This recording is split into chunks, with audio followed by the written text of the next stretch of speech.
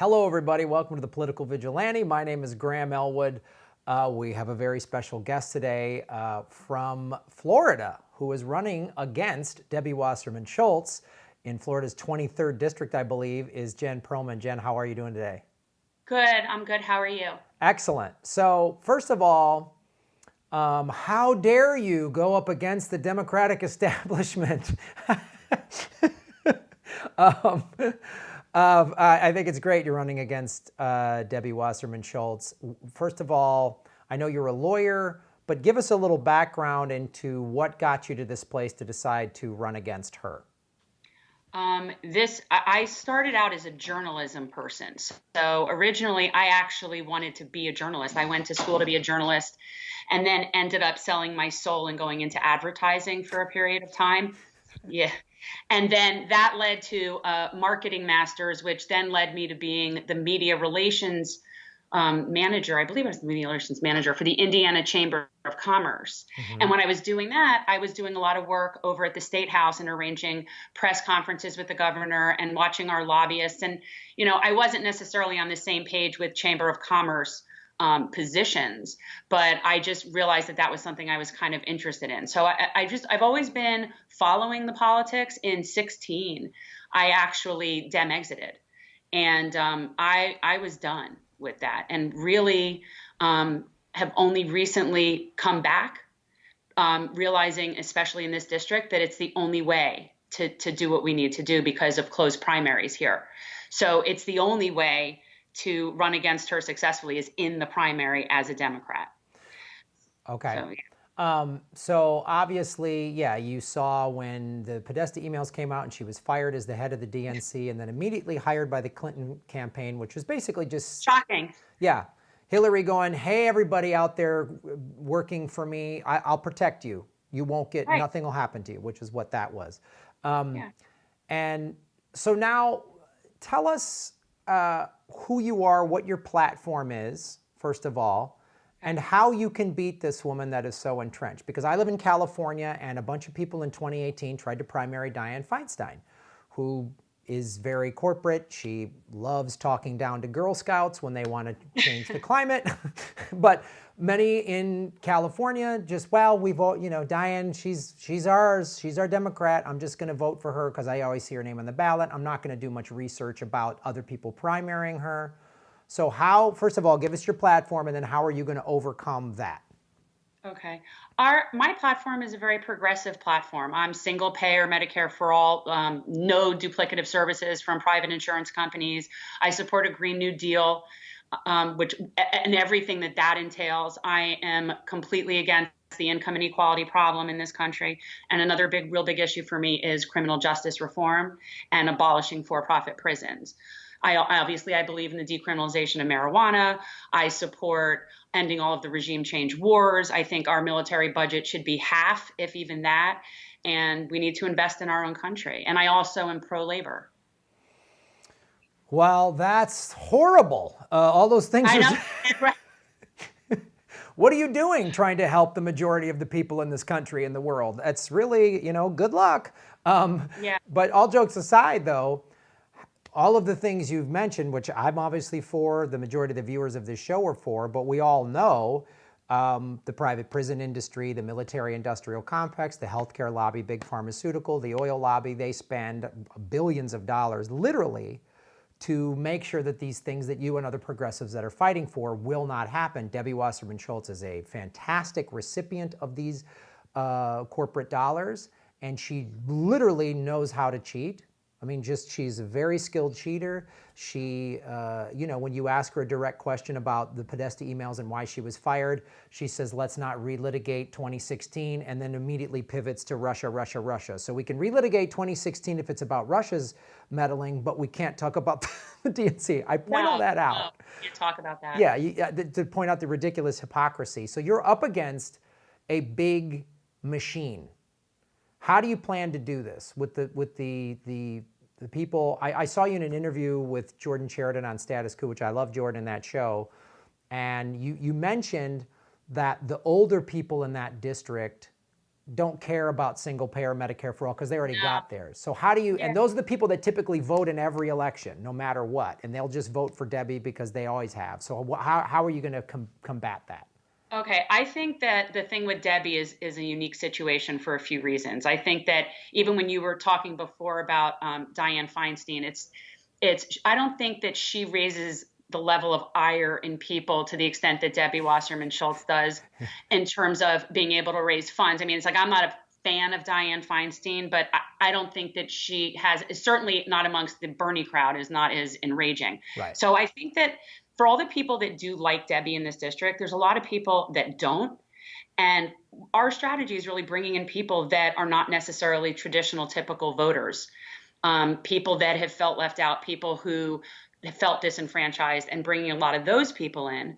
But then the other side of it with Debbie is that the fact that I am a native Jewish person to this district, a lot of the advantage in this district of running with a Jewish surname and having that familiarity is something that I have, that she can't, that's not a card she can play with me. So in a lot of cases, for example, I'm very involved with the JCC in our district, as is she. So she and I are essentially, one person removed in the Jewish community. And so there are a lot of people, and it's unfortunate that this is the case, that do support her because she's a nice Jewish girl from here. That's the perception, and it's a tribal mentality. And so there is a certain advantage that I also have in being part of the tribe. So I think a lot of those people weren't ever presented with another option that they felt as comfortable with, and they haven't in the past had that. So I think that is part of it. And in addition to that, we now have a different supervisor of elections here, who is a Republican appointed SOE. And I've met him a couple of times, and I feel very comfortable with his level of competence, for one. And two, he has no vested interest in Debbie Wasserman Schultz. Whereas our last supervisor of elections, they were friends. Mm-hmm.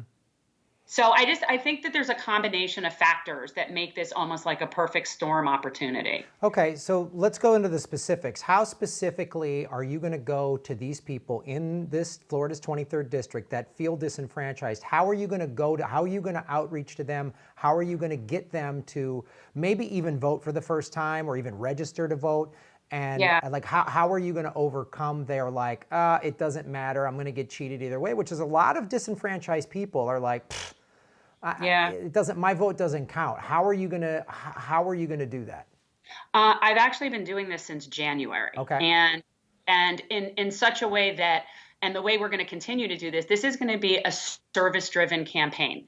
So people that volunteer for us are going to be out in the community volunteering for local nonprofits. So we're going to just be out there in that community. But in terms of, let's say, for example, the Black community here, I've been involved in so many ways, whether it's being an adult in the room for the Black Lives Matter Youth Assembly, whether it's that I do criminal justice work and have worked with returning citizens that have just gotten their rights back to vote. It's just something I have been entrenching myself in for 10 months now already. So I feel like there's a lot of ways. I mean, tonight we have an event for a local organization called the Mobile School Pantry that I volunteer for and I've been affiliated with. And that goes out into the community and feeds people that don't have food. So it's really the way to get out into the community is to be helping in the community. So that's essentially what we're doing. Well, that's fantastic. So you're using pre-existing non-for-profit organizations that are already working in the community on a street level. And if I'm not mistaken, did not Florida just pass in 2018 that criminals can vote or something to that effect? Yeah, we passed it by amendment. I mean, we had a constitutional amendment that 64% of the voters in this state supported. And then, of course, the legislature that is very Republican dominated added additional contingencies on it that weren't even necessary, basically to undermine the vote of 64% of the people.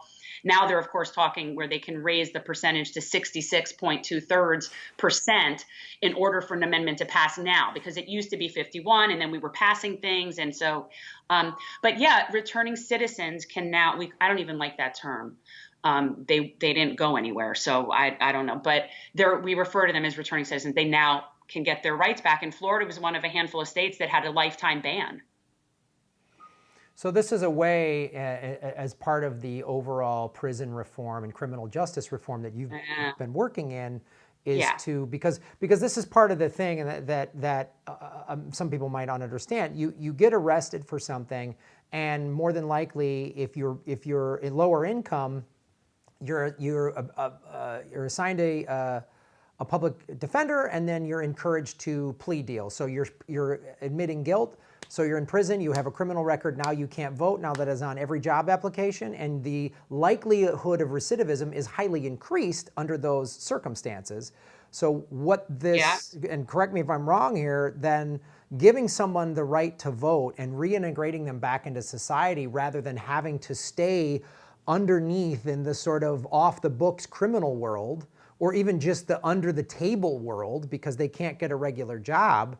How is this going to help, and is this a big part of how you're going to reach out to those that feel disenfranchised? I think it's all connected. I think it's being present and being accountable in communities where most people don't ever go and are not accountable.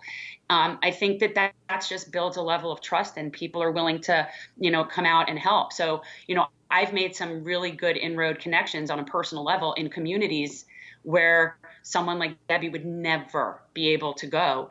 And it's just, I actually really enjoy the work I'm doing. So, but the key, it's so much worse than just even adults, because we have this thing down here called direct file, which is children being charged as adults, which is actually a big policy issue I'm working on in the state. We go as young as 14 years old.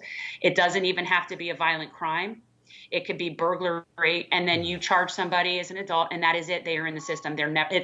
It's permanent, because then it's the same thing where they can't get jobs, they can't get housing, they can't, And as another issue, I actually don't believe that someone's right to vote should be tied to any of these things at all. So I actually agree with states. There's a handful of states, or a couple of states, that have where incarcerated people can still vote. I find those to be completely unrelated issues. I think that so we have a right to vote, but there's nowhere that says that could just be taken away when somebody convicts you of a crime. Like I've never seen those as kind of, one and the same. But in any event, they're still trying in this state to really keep the people that we gave that right to in the election. They're still trying to keep them from doing it.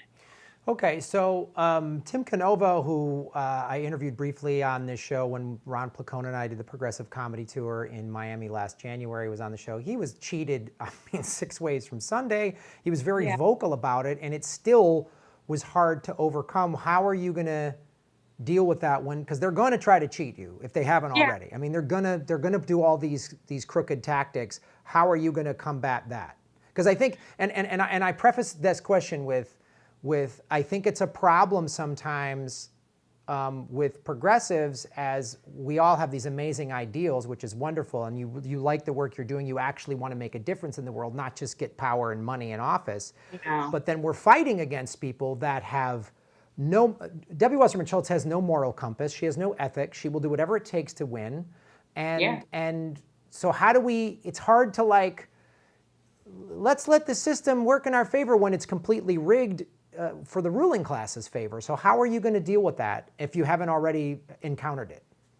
I kind of look at it like, every once in a while somebody slips through, I mean, we went from something like 9 to 40 non-corporatists between, I think, 16 and 18. So people are trickling in as more and more people are realizing that the system is rigged and that their politicians are completely bought and paid for. So I think, now we're 3 years later than when Tim ran in 16, and a lot has happened in 3 years, not the least of which is a certain amount of people that are paying attention because of the evil, scary Trump monster that they perceive as the root of all evil. But as a result, I think that there are infinitely more people that are aware and are participating, even if their reasons for participating aren't, let's, save the collective like mine is. There's just more people that are in the pool. And so I think that's better. But ultimately, this is just a campaign really of getting regular people in office. And that's my personal goal, is if this something that we pull this off and I get in there, there is nothing I want more than publicly financed elections. And, that to me is the only way to get in that direction. And it isn't just overturning Citizens United. I mean, we talk about that, but it's so much more than that. That was the final nail in the coffin. It was already a significant problem. So, I mean, I think we should have 3-month election cycles and publicly financed elections. So, anything I can do, and the amount of money that this wastes on all of this it's offensive to me. Even just the debates, to me, it makes me think of Stanley Tucci in the Hunger Games. And, It's like sports. It's like, I mean, look, the NBA season is 6 months long, and then there's 2 months of playoffs. That's what an 18-month election cycle is. I mean, I just covered the debates on Tuesday, and they literally, CNN at one of the commercial breaks had ads for professional wrestling. Like, if it was not the most clear-cut view of what it's very telling. It's very telling. I think it's ludicrous. I think it's a complete way. I think the conventions I think all of these things are just a show and a circus that are just making the media people even wealthier than they are. And there's no purpose. First of all, 12 people can barely have a conversation, let alone a debate. So that isn't even a debate. So we need to even stop calling that. It's not a debate. It's a presentation or some sort of like planned panel discussion. I don't know. Now, if there were to actually be a debate, that I actually might find interesting. That might be actually good. Like, I'd love to watch a Bernie Trump debate. That would be awesome.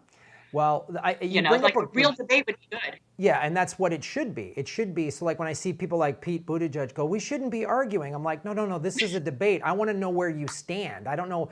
And you think this Democratic debate, you watch this, like that's like a bunch of puppies fighting over a chew toy compared to what Trump's going to do to you. Watch what he did in the Republican primaries. He came in and he blew that party up. The Republican establishment did not want him. So, but I want to touch on, and you bring up a great point about you think there's going to be this groundswell, and I agree with you. The AOC, the gang, right? So all of them, except for I forget her name in Michigan, has an openly. Ayanna Pressley, I think, wasn't in that group, right? She wasn't in that group. So 3 of the 4 of them, but they all won on a grassroots progressive campaign, and no one saw them winning. Everyone's like, what? And all of them defeated. And they got through. They got through. They defeated entrenched Democratic incumbents, all of them. And look at the power of this. So, we see the corruption when you look at the difference between Warren and Bernie. So Warren's daughter gives $45,000 to Working Families Party, and they endorse Liz Warren. And everybody thinks all these progressive women are going to fall in line with the ridiculous identity politics notion. And then they go, no, we're going to vote based on policy, based on Bernie's record. When Bernie was fighting for all of these things 30 years ago, Liz Warren was a Republican. So I think, and I want to say this really to the viewers here, why they should get behind you is because if you do break through, that's another, you would be like another type AOC, and then look at the power that they have just by backing Bernie. This is a game changer. This is like... Yeah, it's inspiring, but I also think, if for whatever reason, and I can't help but being cynical. I know you appreciate that, and I can't, cynical much. So I can't help it, but let's just say Bernie was able to get through. He's the only person that would even be able to have a debate with Trump that would even be worth it. And Trump, the rest of them, he would eat them alive. It will be entertaining. Yeah. It'll, like a cat with a mouse or a lizard or something. But, if Bernie was able to get through, he's going to need people more of than the 40 or however many there are. So, it just seems like there could be the timing. And even if it is Warren, and even if she got through, which, who knows, obviously the more progressive people to hold her sort of accountable would still be better than, she might be a scenario where I actually could see a lesser of evils where I haven't in the past. Mm-hmm. Yeah, I agree with I don't, the centrism will lose again like it does in 2016. Yes. I think like that's, I don't think that'll win. And I think, anyway, but when people say, who are like, yeah, but even if Bernie wins, how can he get anything accomplished? I say, well, first of all, his whole cabinet will be progressive. Yeah. And then there will be more people especially in the 2022 midterms, to get more people such as yourself and AOC to help get them. And then maybe the Senate can actually be overtaken with a majority of progressives, and not just any blue will do. I am so against that, because we've already seen the Democratic Party has control of Congress, and yet Pelosi and the gang signed off on Trump's border wall, and they acquiesced to him at every corner. So it's not just any blue will do. It has to be a real progressive, such as yourself. It has to be someone that's not on the corporate payroll and isn't in it for their career. It has to be those two things. When I started this, the main thing I always thought was it's just about the corporate money and getting the corporate money out. And that is huge. But it isn't just that. It has to be someone who sees it as a term of service and not a career. Because as soon as you see it as a career, even if you're not taking corporate money, then you still have your own, whatever your agenda is, that still may or may not coincide with whoever you're representing. Right. So that's, to me, the fundamental principle and of my thoughts on running is to just, we cannot have people sitting in a term of public service as a career. It just doesn't work. That's a great point. So many ways. Well, Jen, I really appreciate your time. So where can people go? Anybody living in Florida, in your district, or even just anywhere in the country or world that wants to support a real progressive and help a real progressive punch through? That's how AOC punched through. People all over the country and the world got behind her. So where can people go to see more in depth about what your platform is, and how can they get involved in what you're doing? Okay, well, the first thing is everyone can go to gen2020.com. So it's Gen with one N, 2020.com. And there people can sign up to volunteer, even if it's somebody who wants to help us with social media. We also really need help financially. We need donations. We are asking for $23 a month for District 23, hoping that this will be a very, grassroots funded campaign. I have this dream that if I could get all of Bernie's volunteers to donate $1 a month, if I could get Bernie's volunteers to donate $1 a month to oust the person who cheated Bernie, there would be such a poetic justice to this whole thing. It would just be really cool. So I try to push that. And then we are also on Twitter and Instagram at GenFL23. Okay, everybody. So I will put Jen's website in the show notes below. Go to that website and support. And this is the thing I talk about. I've been talking about it on this show for 2.5 years. Get involved on a local level. These are the things. It worked for AOC. It worked for the gang. It worked. And so this is another place. Debbie Wasserman Schultz is part of the political establishment, not just the Democratic, but part of the broken political. Well, it's not broken. It's rigged for the ruling class. Yeah, it's nice and fixed for the ruling class, and it's broken for the 99%. So this is what I say to our viewers. This is a way to get involved, because I know all of us are alone in our apartments watching YouTube videos going, I feel like it's overwhelming. This is how we do it. Bernie has 1 million unique donors, right? And now he's endorsed by 3 of the 4 gang, and probably going to get the 4th one by Presley this weekend when he goes to Michigan. So back Jen, get involved. This is the way to defeat the corporate establishment and to actually have progressives take over, and make sure they're real progressives. Anyone can say, I'm a progressive. Just watch Liz Warren just repeat Bernie's things, and then she can't answer a direct question. Will taxes go up with your Medicare for all? Bernie goes, yeah, they'll go up this much, but I'll reduce your money by that much. So in the long run, you're going to save more money. It's that simple of an answer. She couldn't give it. Sorry, it's driving me crazy watching that debate. But so Jen, thank you so much for taking the time out to be on the show today. And thanks for talking. Yeah, really appreciate it. So thanks to everybody for watching. Like, subscribe, share these videos. YouTube has been throttling me. So go to patreon.com/Graham Ellwood or rockfin.com/Graham Ellwood, which is a blockchain cryptocurrency platform. And check out our tour dates. Ron Placone and I, Progressive Comedy Tour. Go to GrahamElwood.com. We're going to be back in Florida, and hopefully we'll be back down there helping Jen beat Debbie Wasserman Schultz. So thank you. Thank you so much for watching, everybody.